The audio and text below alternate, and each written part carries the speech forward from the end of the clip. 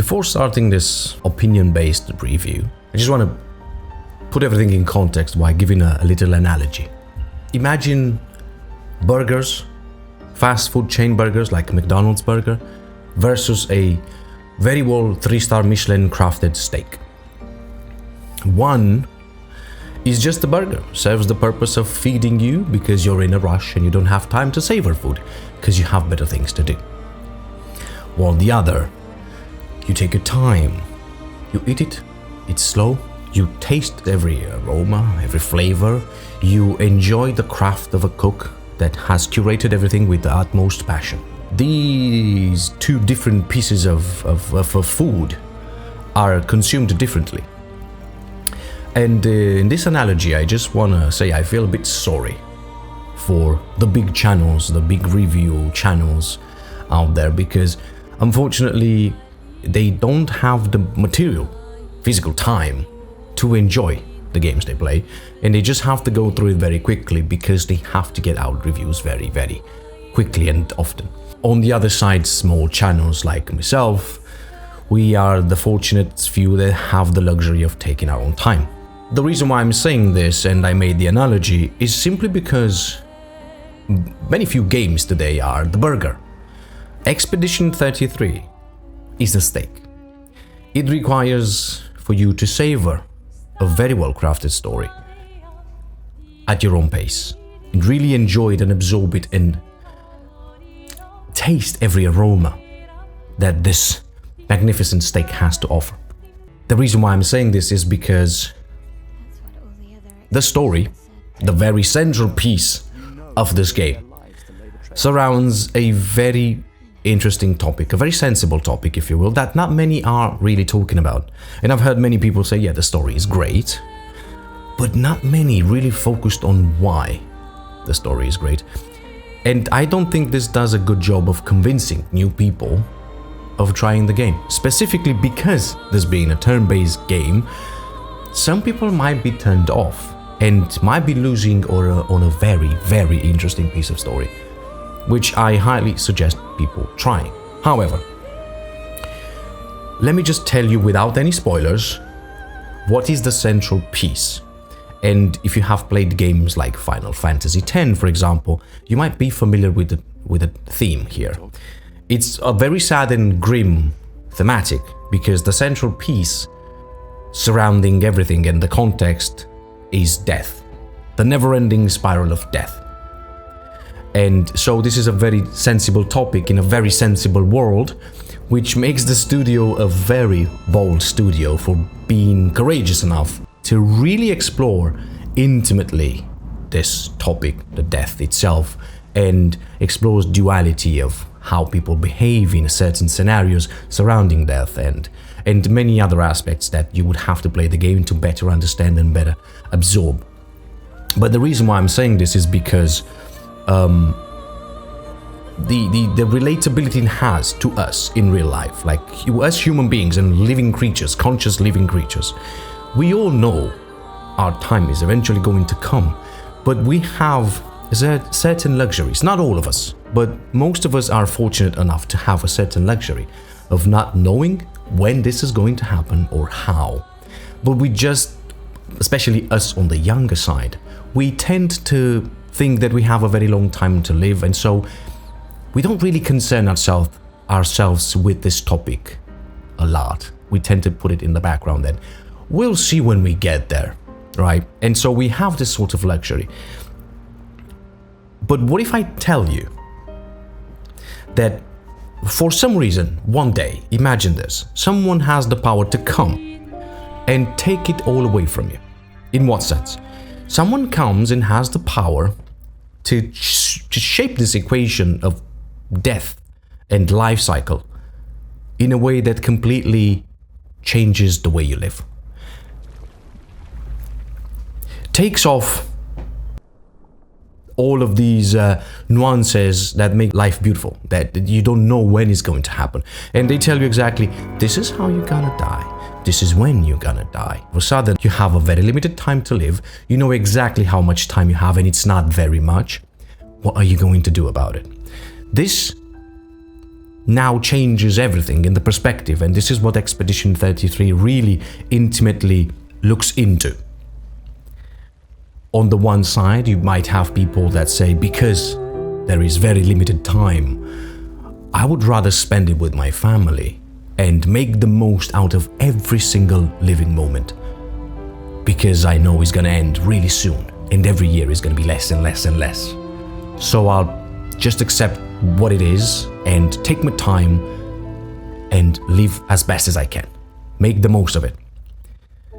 On the other hand, you will have people thinking differently, considering the previous statement cowardice, and wanting to take on the adventure, if you will, or an expedition, if you will, and wanting answers. And so this is what Expedition 33 is. And I'm not gonna say anything anymore, otherwise I'm gonna end up spoiling something, and I really don't want to.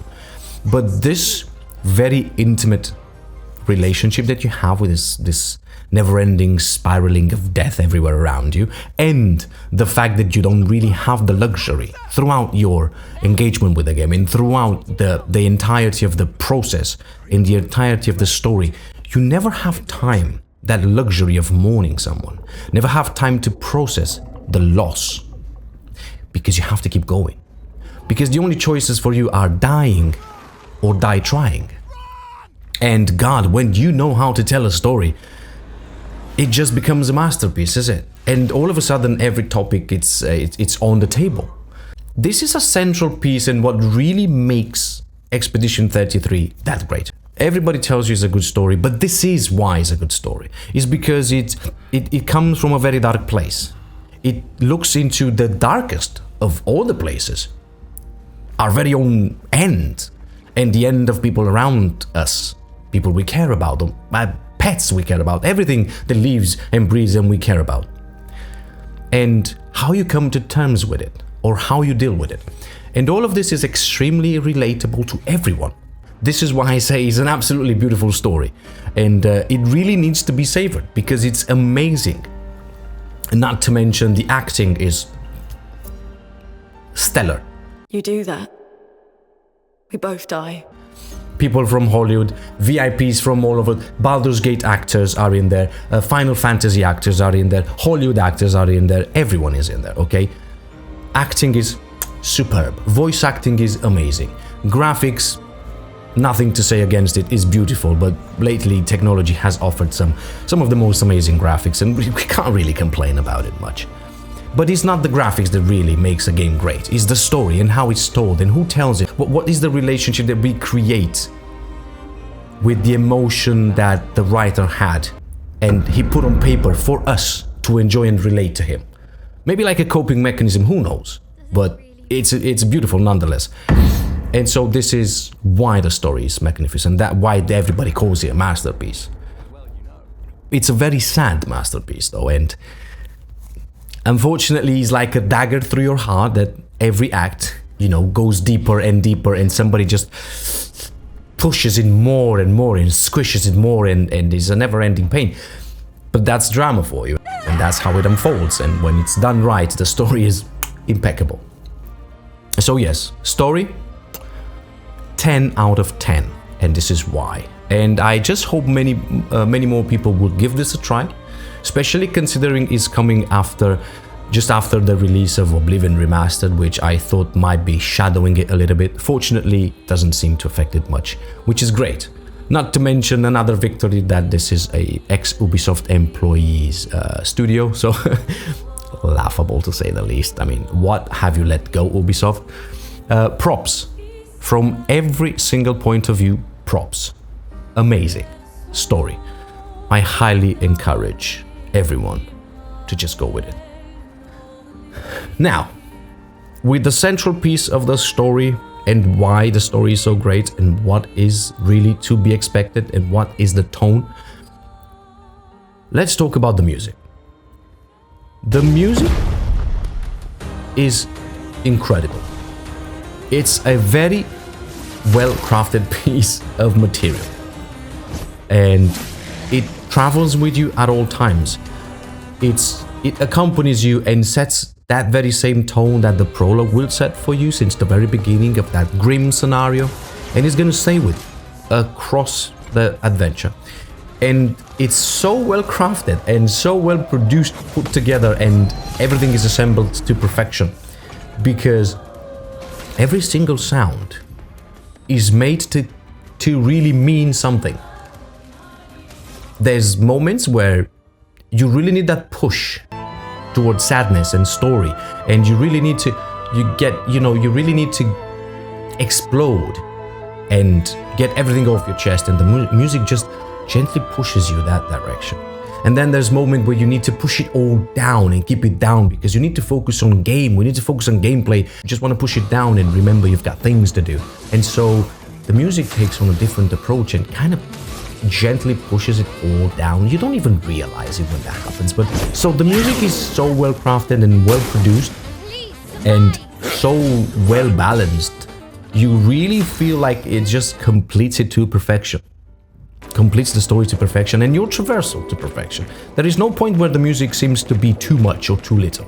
It always seems to have a perfect balance of knowing exactly where it needs to push you. So now, let's talk about one of the most important aspects of this game, since this is a game. The mechanics, the turn-based system. Because I have heard many people being turned off by it. Some people obviously expressed like they liked it, it's cool, and they are big fans of it. And some people simply cannot stand turn-based games because they just feel dull and they don't like it. There's no adrenaline, there's no movement, there's no dynamics. Everything seems to just be sitting in place. And I can understand that perspective. But this is nothing from a gameplay mechanic like Final Fantasy X, for example. This is not your usual turn-based game.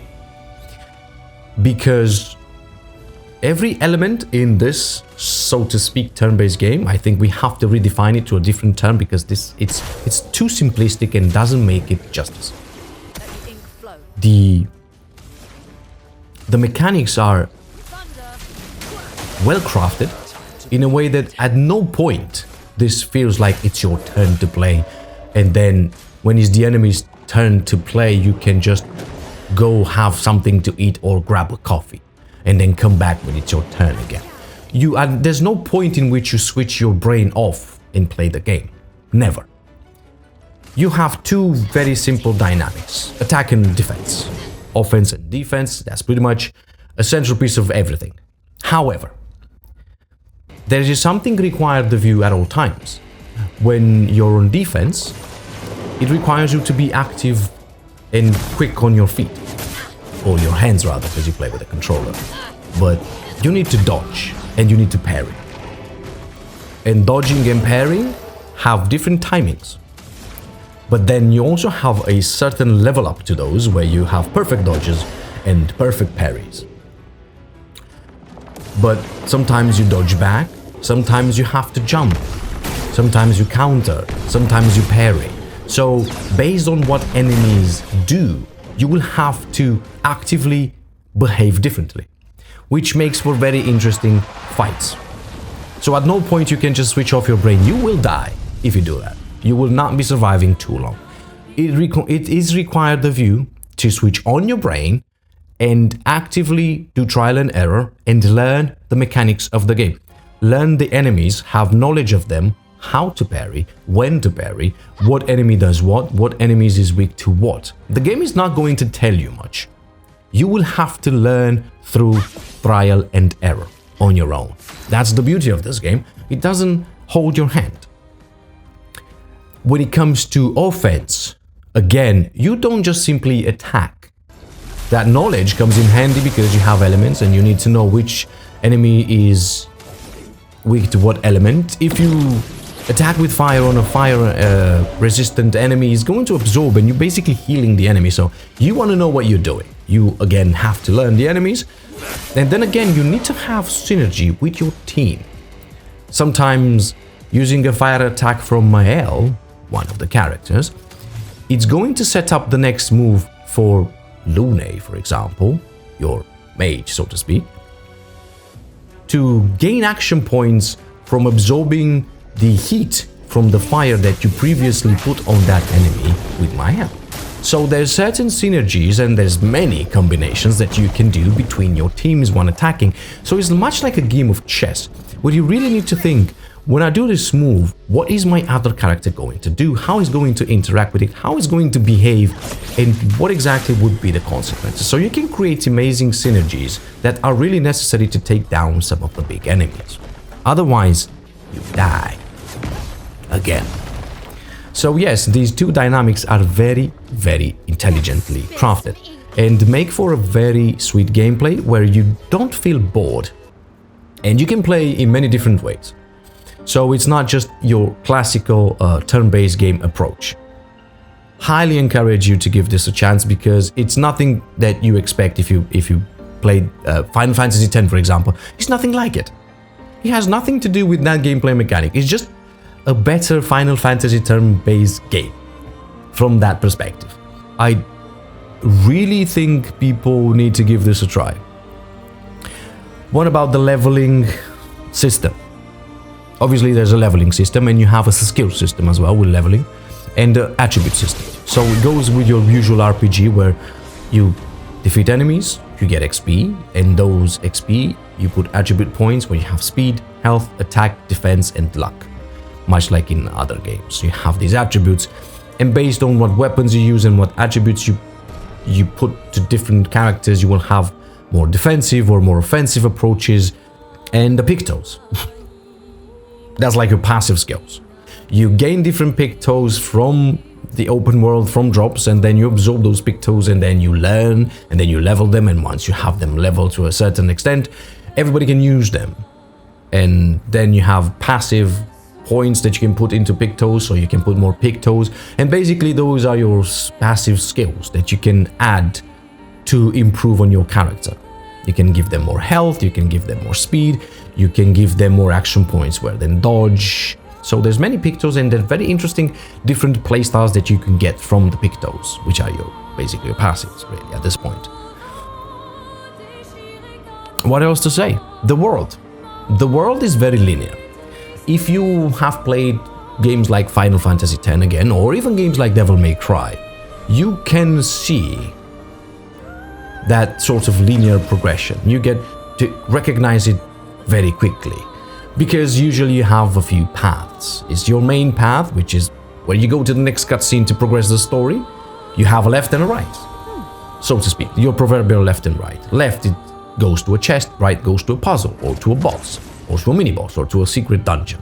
And there's obviously going to be some side quests. I almost forgot. There's a couple of side quests that you don't keep track of, so that's something that might be a bit pushy, and I do understand that it's very similar to what Devil May Cry games used to be, where you have side quests and you get a side quest from a character, and if you forgot what you were doing, it might be overlooked. So many of the side quests while you're doing it, if you don't focus to do them momentarily in that moment, you might forget later on and never do them. Other than that, the game is absolutely phenomenal from every point of view. The very, very strong storytelling elements, extremely good, very sad, a very interesting topic explored intimately, which it's magnificent really. And game is fun. The gameplay is fun. The turn-based game, it's fun, and I think this is going to set a trend and revolutionize the game, the turn-based games a bit. And I think many more games are going to try and take from this and have this approach. And I think that's pretty much it. There's nothing really bad to say about. I don't know. There's nothing bad to say about the game, and I'm not sponsored by them or anything. It's just the game is that good. Is just a very good game, and it really sets the bar very high. And the fact that GTA 6 has been announced to release next year, has been delayed to May 2026.